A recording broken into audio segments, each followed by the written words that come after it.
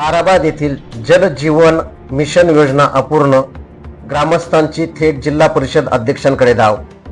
नाशिक जिल्ह्यातील बागलाण तालुक्यातील ताराबाद येथे जल जीवन मिशन योजनेअंतर्गत सुरू असलेले काम गेल्या 3 वर्षापासून अपूर्ण अवस्थेत पडून आहे.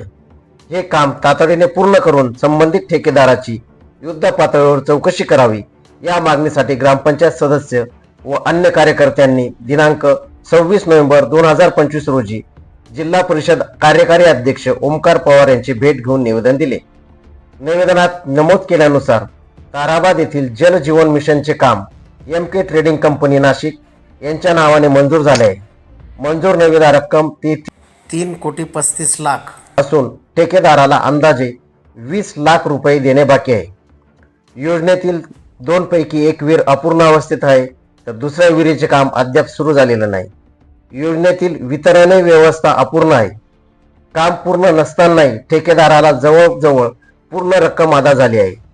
ठेकेदाराने आणि संबंधित पाणी पुरवठा विभागाने पंचायत समिती बागलाण वर्षभर पत्रव्यवहार करून किंवा तोंडी सांगूनही कोणत्याही प्रकारची कारवाई केलेली नाही, असा स्पष्ट आरोप निवेदनात करण्यात आला आहे.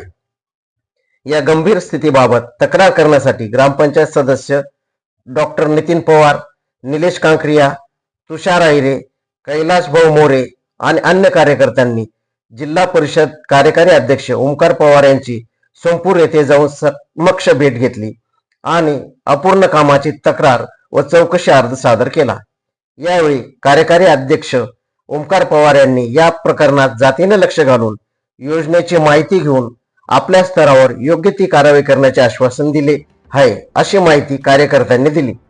24x7 न्यूज रिपोर्टसाठी मुख्य संपादक उमेश मोरेसह प्रतिनिधी परशुराम आहिरे, जायखेडा.